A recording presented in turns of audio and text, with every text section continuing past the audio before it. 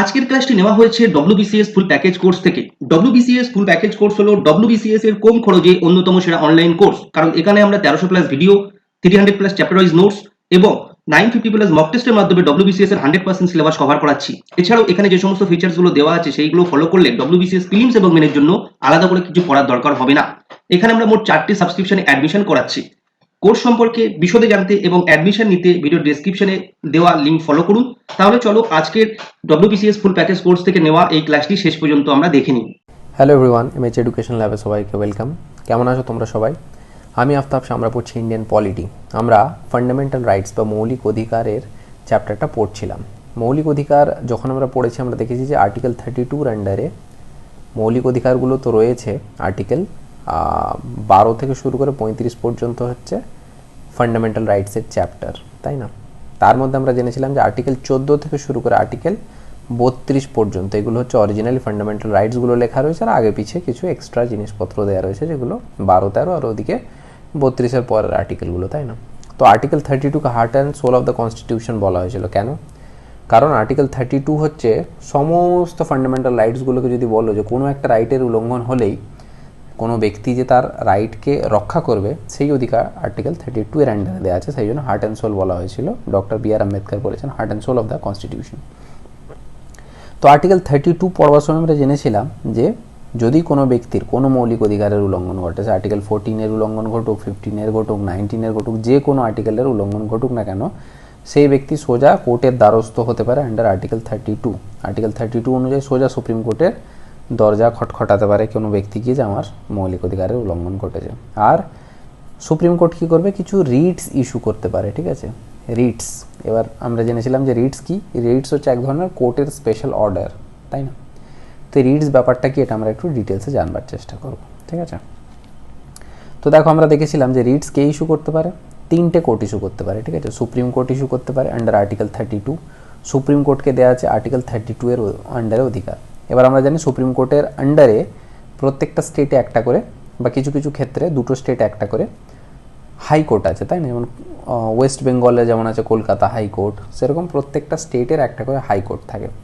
তো হাইকোর্টগুলোও কিন্তু writ issue করতে পারে আন্ডার আর্টিকেল 226, ঠিক আছে?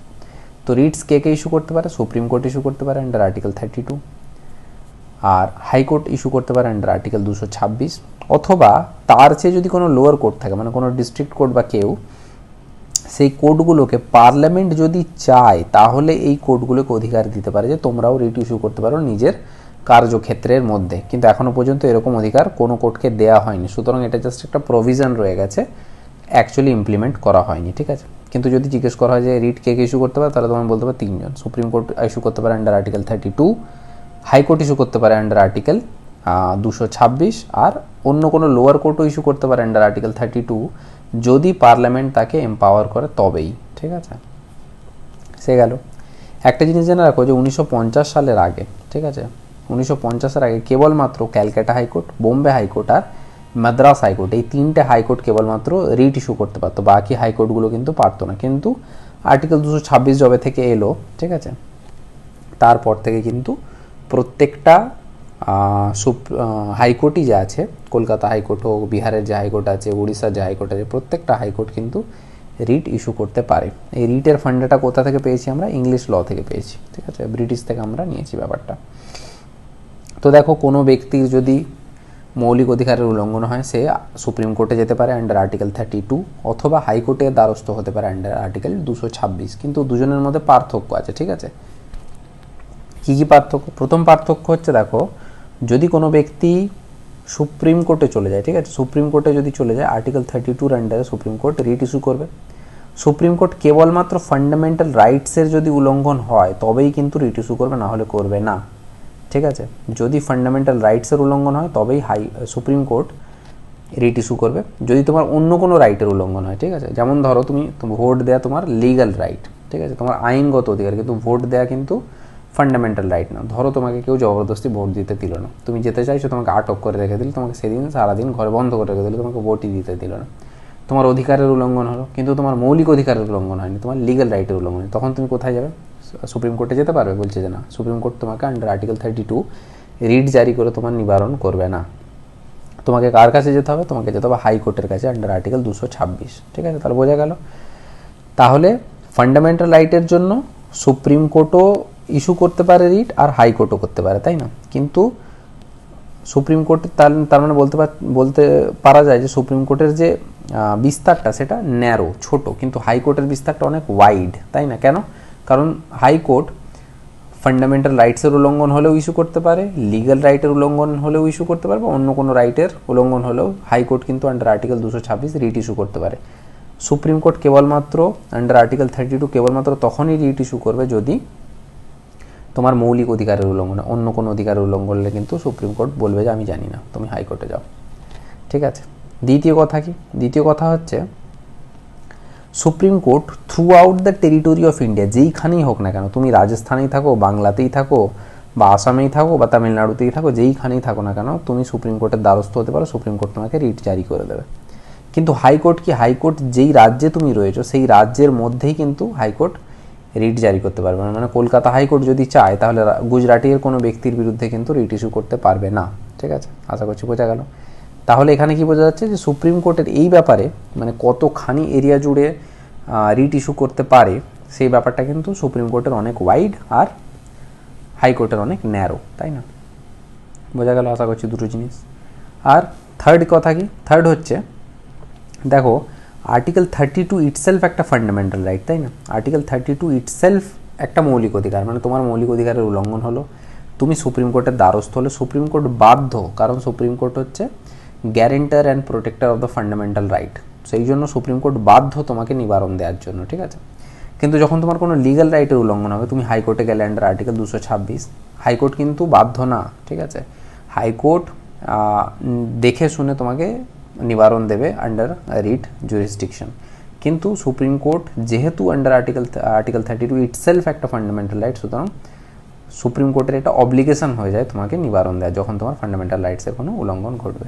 ঠিক আছে, তো এই কথাগুলোই যেটা আমি বললাম সেটাই এই স্লাইডে লেখা রয়েছে। এবার রিট জিনিসটা তো আমরা বুঝলাম যে হ্যাঁ, কারো মৌলিক অধিকারের উল্লঙ্ঘন হলো, সে কোর্টের কাছে গেল, কোর্ট একটা রিট জারি করলো। এবার এই রিট জিনিসটা কী এবং কত রকমের হয়? রিট 5 রকমের: habeas corpus, mandamus, prohibition, certiorari আর কুও ভ্যারেন্টো। শব্দগুলো ল্যাটিন, সেই জন্য এরকম একটু অদ্ভুত টাইপের প্রোনাউন্সিয়েশন। প্রথম যেটা আমরা জানবো হ্যাবিয়াস কর্পাস। হ্যাবিয়াস কর্পাস জিনিসটা কি? হ্যাবিয়াস কর্পাসের আক্ষরিক অর্থ হচ্ছে to have the body of, মানে আমার সামনে ব্যক্তিকে হাজির করো, সামনে নিয়ে এসে পেশ করো। কীরকম ব্যাপার? ধরো কোনো ব্যক্তিকে আরও অন্য কোনো একটা ব্যক্তি, তুমি হয়তো সকালবেলা বাজার করতে গেছো, তোমাকে কেউ তুলে নিয়ে চলে গেল। ঠিক আছে, পুলিশ তুলে নিয়ে চলে গেল, বা তোমার ডিস্ট্রিক্ট অথরিটি তুলে নিয়ে চলে গেল, বা মিউনিসিপ্যালিটি থেকে লোক এসে তোমাকে তুলে নিয়ে চলে গেল, বা অন্য কোনো প্রাইভেট ব্যক্তিও তুলে নিয়ে চলে যেতে পারে। তোমাকে তুলে নিয়ে গিয়ে আটক করে রেখে দিল, কিন্তু তোমার মনে হচ্ছে যে কিডন্যাপিংয়ের কথা বলছি না, তোমাকে তুলে নিয়ে গেল, নিয়ে গিয়ে আটক করে রেখে দেওয়া হয়েছে। এবার তুমি কি করবে? তোমার মনে হচ্ছে যে আমাকে কেন আটক করে নিল অকারণে। এবার তোমাকে ধরো ভুলভাল কিছু একটা বললো যে তোমাকে এই জন্য তোলা হয়েছে কারণ তুমি 10 বছর আগে অমুক একটা কিছু কাজ করেছিলে যেটা আনলফুল। ঠিক আছে, বলে তোমাকে আটক করে রেখে দাও, কিন্তু তোমার মনে হচ্ছে যে না, আমি তো কোনো আনলফুল কাজ করিনি যে আমাকে আটক করে রাখা হবে। তো তোমার যখন মনে হবে যে আমাকে কেউ আনলফুলি আটক করে রেখেছে, তখন তুমি কোর্টের দ্বারস্থ হতে পারবে। ঠিক আছে, তোমাকে যদি এমন করে আটকে রেখে দেয় যে তুমি কোর্টের দ্বারস্থই হতে পারবে না, তাহলে তোমার যে নিয়ারেস্ট ব্যক্তি থাকবে, কোনো আত্মীয় পরিজন, বাবা মা, ভাই বোন, বন্ধু বান্ধব, কেউ তোমার হয়ে কোর্টে হ্যাবিয়াস কর্পাস পিটিশন ফাইল করতে পারে, রিট পিটিশন। ঠিক আছে, তো কোর্ট যখন ওই কোর্টের সামনে যখন কেউ পিটিশন হাজির করবে, তখন কোর্ট কী করবে? কোর্ট বলবে যে হ্যাবিয়াস কর্পাস ইস্যু করা হবে কার নামে? যে তোমাকে আটক করেছে। ঠিক আছে, ফর এক্সাম্পল ধরো তোমাকে ডিস্ট্রিক্ট অথরিটি থেকে 4 জন লোক এসে তোমাকে তুলে নিয়ে চলে গেছে, নিয়ে আটক করে রেখে দিয়েছে। এবার তোমার যে আটক হয়েছে সেটা তোমার পরিবারের লোকজনের মনে হচ্ছে এটা আনলফুল, তোমাকে আটক করা উচিত না। তখন তোমার পরিবারের ব্যক্তিরা কোর্টের কাছে যাবে, গিয়ে একটা পিটিশন ফাইল করবে যে হ্যাবিয়াস কর্পাস রিট পিটিশন আমাকে যে তোমাকে আটক করেছে তার বিরুদ্ধে করা হোক। তো কোর্ট তখন কী করবে? ডিস্ট্রিক্ট অথরিটির বিরুদ্ধে একটা হ্যাবিয়াস কর্পাস রিট জারি করবে। ঠিক আছে, হ্যাবিয়াস কর্পাসের মানে হচ্ছে টু হ্যাভ দ্য বডি, মানে লোকটাকে আমার সামনে আনো। মানে ডিস্ট্রিক্ট অথরিটিকে বলা হবে যে হ্যাঁ, যে লোকটাকে তোমরা আটক করেছো, মানে তোমাকে যে আটক করা হয়েছে, তোমাকে যেন কোর্টের সামনে হাজির করে, এবং কোর্ট যাচাই করে দেখবে যে তোমাকে যে আটক করা হয়েছে এটা লফুল, মানে আইনগতভাবে তোমাকে আটক করা হয়েছে নাকি এমনি বেআইনিভাবে তোমাকে তুলে নেওয়া হয়েছে। আর যদি কোর্ট মনে করে যে সত্যি তো বেআইনিভাবে একে তুলে নেওয়া হয়েছে, তাহলে তোমাকে ছেড়ে দেওয়া হবে। ঠিক আছে, অনেক সময় এর এক্সাম্পল, প্র্যাকটিক্যাল এক্সাম্পল দিচ্ছি। অনেক সময় দেখবে গভর্নমেন্টের বিরুদ্ধে অনেকে কি করে, মোর্চা বার করে, প্রতিবাদ মিছিল বার করে, তাই না? তো অনেক সময় কি করে, ওই মিছিল থেকে অনেক লোককে তুলে নিয়ে চলে যাওয়া হয়, ডিটেইন করে দেওয়া হয়, ঠিক আছে?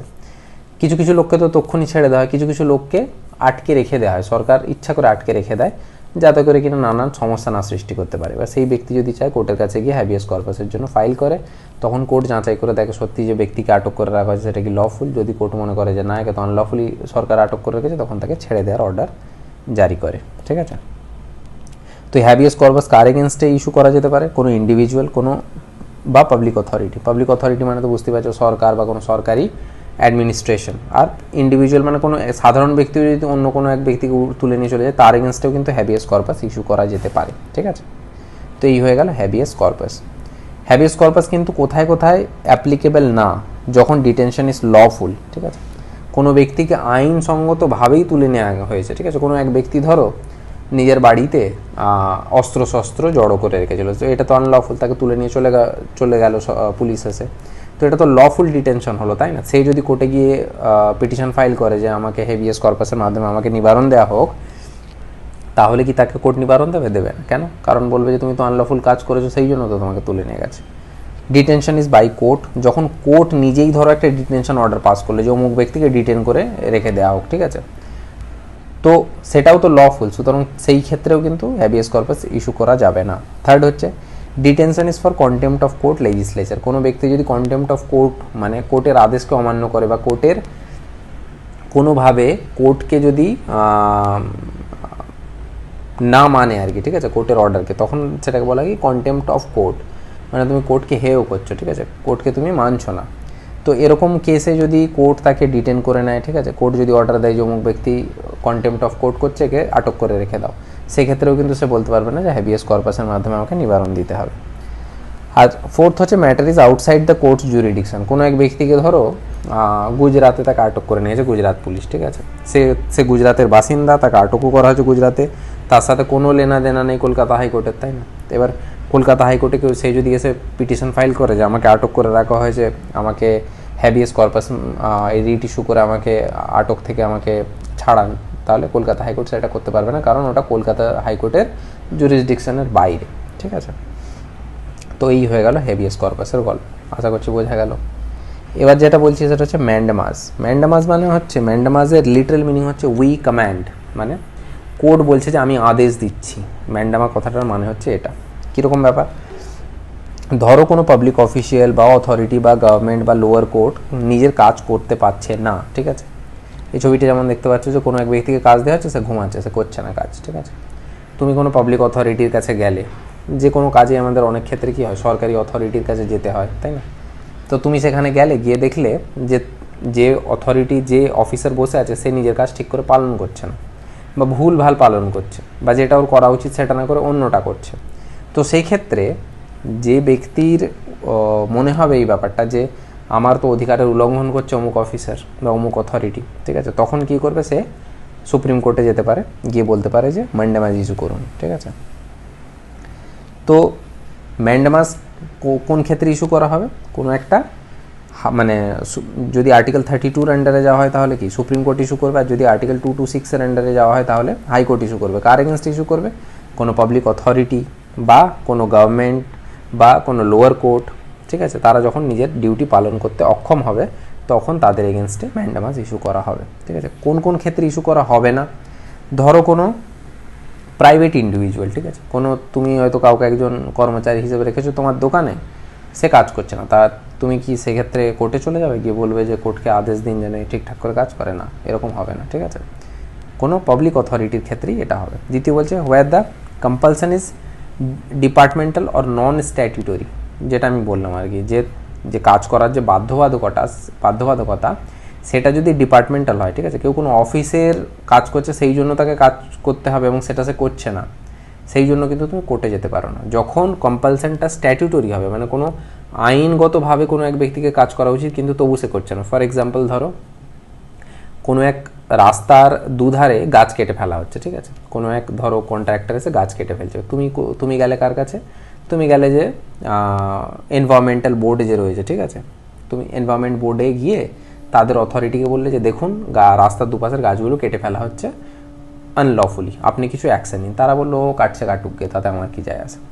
তাহলে এখানে তুমি বুঝতে পারছো যে তার কাজ হচ্ছে, তার আইনসঙ্গতভাবে তার কাজ হচ্ছে যে পরিবেশের রক্ষণ করা, কিন্তু সে করছে না। তখন তুমি কোর্টে যেতে পারো যে অমুক পাবলিক অফিসার, তার কাজ করা উচিত ছিল পরিবেশের রক্ষা করবার জন্য কিছু কিছু অ্যাকশন নেওয়ার, কিন্তু সে নিচ্ছে না, সেই জন্য তুমি কোর্টে গেলে, ঠিক আছে, এটা হতে পারে।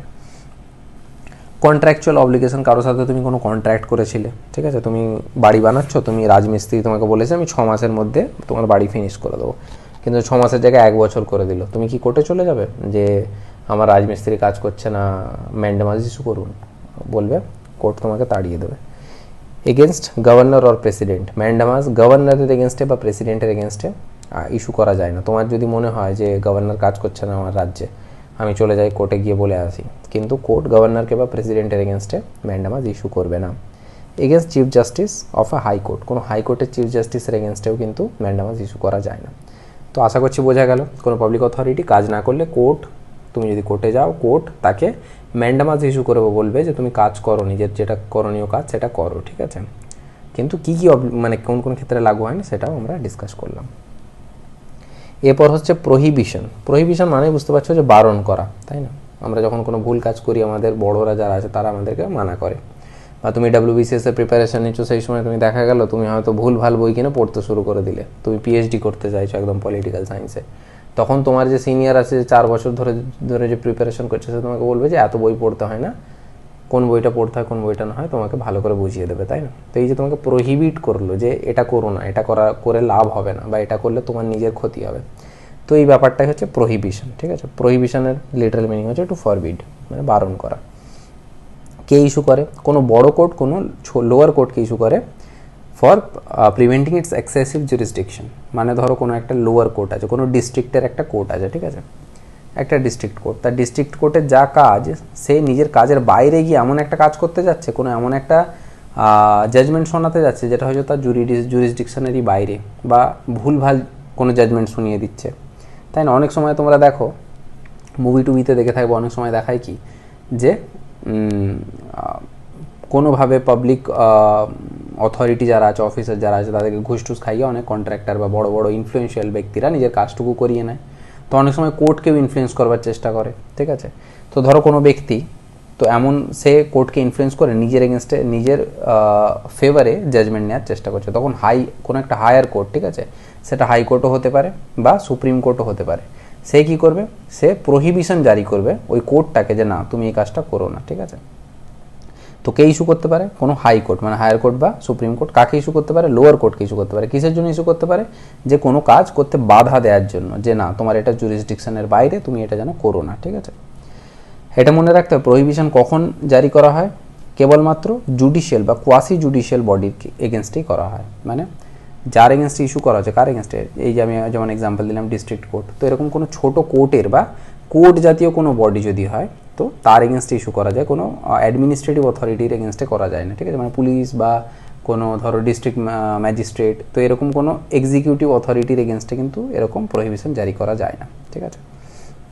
তো প্রহিবিশন মানে বুঝতে পারলে যে কোনো একটা কোর্ট কোনো জাজমেন্ট শোনাতে যাচ্ছিল, কিন্তু তাকে বড় কোর্ট বাধা দিচ্ছে যে তুমি এই জাজমেন্ট শুনিও না, এটা ভুল হবে, ঠিক আছে, তাকে বাধা দেয়া।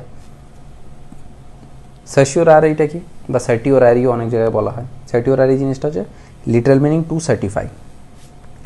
আগেরটা আমরা কি পড়লাম? প্রহিবিশন, ঠিক আছে, মানে যখন কোনো বড় কোর্ট কোনো ছোট কোর্টকে বাধা দেয় যে তুমি এই কাজটা করো না। ধরো বাধা দেওয়ার আগেই কোর্ট জাজমেন্ট শুনিয়ে ফেলেছে অলরেডি, ঠিক আছে, তখন কি করবে ব্যক্তি? ধরো তোমার এগেনস্টে কোনো একটা লোয়ার কোর্ট এমন একটা জাজমেন্ট শুনিয়ে দিল, ঠিক আছে, যে তোমার মনে হচ্ছে যে এটা তো আনলফুল, কোর্ট তো আমার এগেনস্টে আনফেয়ার জাজমেন্ট দিয়ে দিল, তো তুমি তখন হায়ার কোর্টে গেলে, গিয়ে বললে যে আমার ছোট কোর্টটা আমাকে এরকম জাজমেন্ট শুনিয়েছে। তো বড় কোর্টটা বলে তুমি আগে কেন আসনি, তাহলে তো আমরা প্রহিবিশন জারি করে দিতাম। তুমি বললে যে আমি লেট করে ফেলেছি, তখন কোর্ট বলবে যে সার্টিওরারি জারি করবো। সার্টিওরারিটা কি জিনিস? যে লোয়ার কোর্টকে বলবে যে তুমি যে জাজমেন্ট শুনিয়েছো সেই জাজমেন্টটা ভুল, স্কোয়াশ করে দেয়া, ঠিক আছে। কোনো যদি ছোট কোর্ট, কোনো ধরো এই যেমন আগের এক্সাম্পলটা আমি দিলাম, ডিস্ট্রিক্ট কোর্ট ধরো কোনো জাজমেন্ট শুনিয়েছে কোনো ব্যক্তিকে যে তোমার 5 বছরের জেল, কিন্তু অ্যাকচুয়ালি দেখা গেলো যে লোকটা নির্দোষ, তখন কি করবে? লোকটা বলবে লোকটার অধিকারের উল্লঙ্ঘন হচ্ছে, তাই না? তো লোকটা কি বলবে? হায়ার কোর্টে গেল, হায়ার কোর্ট বলবে যে, হায়ার কোর্ট হয়তো যাঁচ পাড়তাল করে দেখলো যে ডিস্ট্রিক্ট কোর্টের জাজমেন্টটা সত্যি ভুল ছিল, তখন কী করবে, ডিস্ট্রিক্ট কোর্ট যে জাজমেন্ট দিয়েছিল সেটাকে স্কোয়াশ করে দেবে, কেটে দেবে, ঠিক আছে, যে ওটা ঠিকঠাক নয়, আমি জাজমেন্ট দেবো তোমাকে বলে নিচের যে কেসটা ছিল সেটা নিজের কাছে নিয়ে নেবে, ঠিক আছে। তো কাকে ইস্যু করা হয়, হায়ার কোর্ট ইস্যু করে লোয়ার কোর্টকে, ঠিক আছে, কিসের জন্য, নিচের কোর্টকে কাজটাকে বারণ করে তার কেসটা নিজের কাছে ট্রান্সফার করে নেওয়ার জন্য, ঠিক আছে। সেই জন্য বলা হয় প্রহিবিশনটা হচ্ছে প্রিভেন্টিভ, আগের যেটা আমরা বললাম প্রহিবিশনটা কি, প্রিভেন্টিভ, মানে কোনো কিছু করতে বারণ করা, প্রিভেন্ট করছে, আর এটা হচ্ছে কি সার্সিওরারিটি কি প্রিভেন্টিভও আর কিউরেটিভও, মানে কিছু ভুলভাল হয়ে গেলে সেটাকে ঠিক করারও চেষ্টা করে হায়ার কোর্ট, তাই না। তো সার্সিওরারি বলতে পারো, সেই জন্য বলে prohibition is better than cure, বলে না। তো এখানে তোমরা মনে রাখবে যে prohibition is better than certiorari, মানে প্রহিবিশন যদি করে দেয় তাহলে জাজমেন্ট শোনানোর আগেই ব্যাপারটা মিটে যেত, আর সার্সিওরারি তখন ইস্যু করা হয় যখন লোয়ার কোর্ট অলরেডি জাজমেন্ট শুনিয়ে দিয়েছে, ঠিক আছে। তো যেমন দেখো, এটা আমরা যেমন বললাম না যে প্রহিবিশনটা কার এগেনস্টে ইস্যু করা যায়, কেবলমাত্র লোয়ার কোর্টের এগেনস্টে ইস্যু করা যায়। তো সার্সিওরারিটা সেম ছিল, কোনো বড় কোর্ট কোনো ছোট কোর্টকেই জারি করতো, কিন্তু পরবর্তীকালে সুপ্রিম কোর্ট বলেছে যে কোনো অ্যাডমিনিস্ট্রেটিভ অথরিটির এগেনস্টেও করা যেতে পারে, মানে কোনো ডিস্ট্রিক্ট ম্যাজিস্ট্রেট, পুলিশ, এর এগেনস্টেও কিন্তু কোনো কোর্ট সার্সিওরারি জারি করতে পারে, ঠিক আছে। তো চারটি জিনিস আমাদের হয়ে গেল। লাস্ট হলো কুয়া ওয়ারেন্টো। কুয়া ওয়ারেন্টো মানে হচ্ছে by what authority or warrant, কোনো একটা অফিসে কোনো একজন ব্যক্তি বসে আছে, ঠিক আছে, কোনো একজন পাবলিক অফিসে কোনো এক ব্যক্তি বসে আছে। তো তোমরা জানো প্রত্যেকটা পাবলিক অফিসের কিছু কিছু ক্রাইটেরিয়া থাকে, তাই না। যেমন ধরো হাইকোর্টের জাজ হতে গেলে মিনিমাম এত বছরের এক্সপিরিয়েন্স চাই, এত বয়স হওয়া চাই, হ্যাঁ না তা না, এরকম কিছু কিছু ক্রাইটেরিয়া থাকা দরকার, তাই না। তো কোনো ব্যক্তি ধরো কোনো পাবলিক অফিসে গিয়ে বসে আছে, কিন্তু তোমার মনে হচ্ছে যে এই ব্যক্তিটা এখানে কোয়ালিফাই তো করে না বসবার জন্য, সে তো সুটেবল ব্যক্তি না, সে কোনোভাবে কাউকে ইনফ্লুয়েন্স করে পাবলিক অফিসে বসে আছে, ঠিক আছে। তখন তুমি কি করতে পারো, কোর্টের কাছে যেতে পারো, গিয়ে বলতে পারো যে অমুক ব্যক্তি অমুক সিটে বসে আছে, অমুক পদ গ্রহণ করে বসে আছে, কিন্তু সে পদে যে বসে আছে সেটা জাস্টিফাই করে না, ঠিক আছে। তো কোর্ট তখন কি করবে, তার এগেনস্টে কুও ওয়ারেন্টো জারি করবে, তাকে ডেকে বলা হবে যে তুমি প্রমাণ করো যে তুমি কোন অথরিটিতে এই সিটে তুমি বসে আছো, ঠিক আছে। তো এটা কি করা হয়, issue to a public authority justifying the legality of his claim on office, ঠিক আছে। এটা কার এগেনস্টে ইস্যু করা যায়, যদি কোনো পার্মানেন্ট স্ট্যাটুটরি বা কনস্টিটিউশনাল পোস্ট হয় তার এগেনস্টে, ঠিক আছে। কোনো ছোটোখাটো মানে কোনো ছোটোখাটো পোস্ট যেমন হয়, ঠিক আছে, তার এগেনস্টে কো ওয়ারেন্টও জারি করা যায় না। মানে ধরো কোনো পাবলিক অফিস, মানে ধরো ফর এক্সাম্পল একটা কোনো সোসাইটি আছে তোমার, পাড়ার একটা ধরো সোসাইটি একটা ক্লাব গঠন করেছো, তার হয়তো প্রেসিডেন্ট ভুলভাল কাউকে নির্বাচন করে দেওয়া হলো, তো তুমি কোর্টে যেতে পারো না যে হ্যাঁ অমুক ব্যক্তি কেন সেক্রেটারি হলো আমাকে বলুন, ঠিক আছে। কোর্ট কোয়া ওয়ারেন্টও তখনই জারি করবে যখন কোনো পাবলিক অফিস হবে, ঠিক আছে। পাবলিক অফিস বলতে ধরো যেমন গ্রাম পঞ্চায়েতের যে প্রধানের পোস্টটা, ঠিক আছে, তো সেটা হচ্ছে কি একটা লিগ্যাল পোস্ট, একটা স্ট্যাটুটরি পোস্ট, তাই না। তো ইনফ্যাক্ট ওটা একটা কনস্টিটিউশনাল পোস্ট, কারণ ওটাকে মানে পঞ্চায়েতকে কনস্টিটিউশনাল স্ট্যাটাস দিয়ে দেওয়া আছে আমাদের ভারতের সংবিধানে, পঞ্চায়েতগুলোকে সংবিধানে ইটসেলফ মেনশন করা আছে। সুতরাং যে পঞ্চায়েতি সিস্টেমটা, পঞ্চায়েতের ধরো যে প্রধানের পোস্টটা, সেটা বলা যেতে পারে কনস্টিটিউশনে ইটসেলফ মেনশন করা আছে। তো সেইখানে কোনো ব্যক্তি ধরো ইলিগালি বসে আছে, ঠিক আছে। ধরো পঞ্চায়েত, অনেক সময় তোমরা এরকম দেখে থাকবো, আগে এরকম কালচার চলতো যে জবে থেকে সরকার এই নিয়মটা লাগু করেছে যে কিছু কিছু পোস্ট মহিলাদের জন্য সংরক্ষিত থাকবে। তো অনেক সময় কি করা হয়, যে প্রধান সে নিজেরই স্ত্রীকে ইলেকশনে দাঁড় করিয়ে সে ভোট জিতে যায়, তো টেকনিক্যালি প্রধান কে হলো, যিনি মহিলা, যিনি ভোটে জিতেছেন, তাই না। কিন্তু দেখা গেলো তিনি হয়তো কিছুই জানেন না অ্যাডমিনিস্ট্রেশনের, তিনি হয়তো বাড়িতে বসে রয়েছেন, তার স্বামী যে সে গিয়ে নিজের প্রধানের পোস্টটা নিয়ে বসে আছেন এবং সমস্ত কিছু তিনিই করছেন। তো তুমি এখানে গিয়ে কোর্টকে বলতে পারো কো ওয়ারেন্টে জারি করবার জন্য যে কোন অথরিটি অমুক ব্যক্তি ওই পোস্টে বসে আছে, ঠিক আছে। Quo warranto can be filed by any person in public interest. হ্যাঁ, এবার একটা জিনিস মনে রেখো যে এতগুলো আমরা যে পড়লাম, ঠিক আছে, habeas corpus, mandamus, prohibition, certiorari, এই প্রত্যেকটা কিন্তু দেখো হ্যাবিয়াস কর্পাস যেমন আমি বলেছিলাম যে কোনো ব্যক্তিকে যদি আটক করে রাখা হয় তাহলে তার নিজের কোনো ব্যক্তি যদি থাকে, ভাই, দাদা, বোন, মা, বাবা, তারা কিন্তু কোর্টের দ্বারস্থ হতে পারে যে হ্যাবিয়াস কর্পাস জারি করুন। ম্যান্ডামাস কখন জারি করা হয়, উই কমান্ড, যখন কোনো পাবলিক অথরিটি কাজ করে না, তুমি কোনো কারণে কোনো অফিসে গেছো, সেখানে কাজ করছে না, তো তোমার যখন রাইটের উল্লঙ্ঘন হবে তুমি কোর্টে যাবে, ঠিক আছে, বা তোমার কোনো ক্লোজ ব্যক্তি কোর্টে যাবে।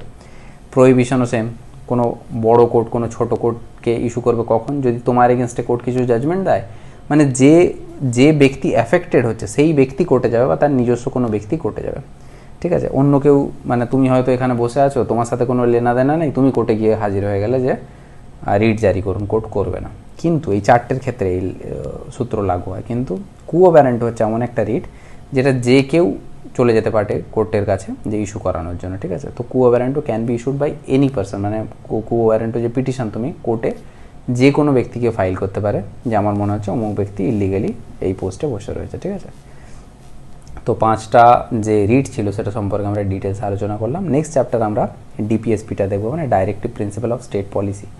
তো আমরা অলরেডি দেখো যে সমস্ত চ্যাপ্টারগুলো কভার করে নিয়েছি। সংবিধানের আর্টিকেল অনুযায়ী যদি দেখি 1 থেকে শুরু করে 1, 2, 3, 4 এগুলো হচ্ছে কি ইউনিয়ন অ্যান্ড টেরিটরি। 5 থেকে 11 এটা আমরা জেনেছিলাম। সিটিজেনশিপ 12 থেকে শুরু করে 35 পর্যন্ত আমরা দেখে নিয়েছিলাম। Fundamental rights. এবার যে পরের চ্যাপ্টার, মানে সংবিধানের 4র্থ চ্যাপ্টার যেটা আর কি, সেটা হচ্ছে 36 থেকে শুরু করে 51 পর্যন্ত আর্টিকেল আছে। এটাকে বলা হয় ডিপিএসপি বা directive principle of state policy, নির্দেশমূলক নীতি। তো সেগুলো আমরা পরের চ্যাপ্টারে আলোচনা করবো। Thank you so much for watching this video till the end. পরের চ্যাপ্টারে দেখা হবে।